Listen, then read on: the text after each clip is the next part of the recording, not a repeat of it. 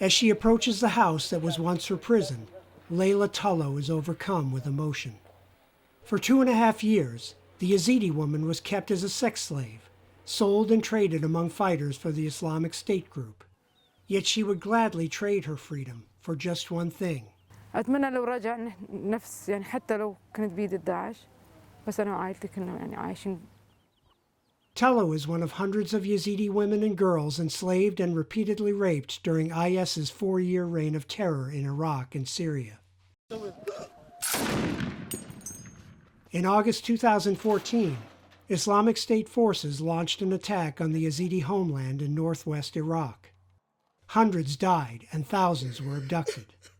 The Commission for International Justice and Accountability is building a case for charging IS leaders with genocide and crimes against humanity. I've never seen the systematization of sexual offenses in this way.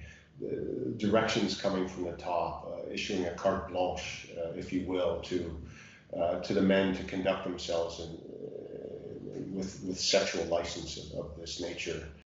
IS no longer controls vast swaths of territory, but hundreds of Yazidis are still missing. The Associated Press does not normally identify rape victims, but Taloo wanted her story told. Taloo says she and her husband were forced to convert to Islam, but that did not protect them. One day, the militants took all the men in the village away. Many are believed to have ended up in this nearby sinkhole, where human bones bleach in the harsh Iraqi sun. Taloo was moved from place to place.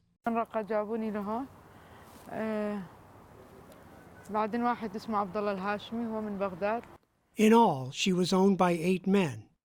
Twice she became pregnant and nearly died from induced abortions.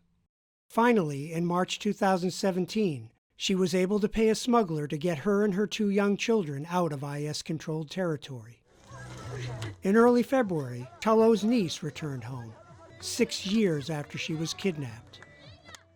The girl was not physically harmed, but her family has been torn apart.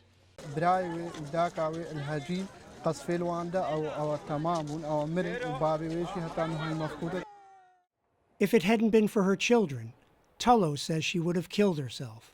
وهسه أنا موجودة متحررة الحمد لله بس ما نسيت هذول المعاناة اللي سووا بينا. And there is always the fear that IS will return. Alan Breed, Associated Press.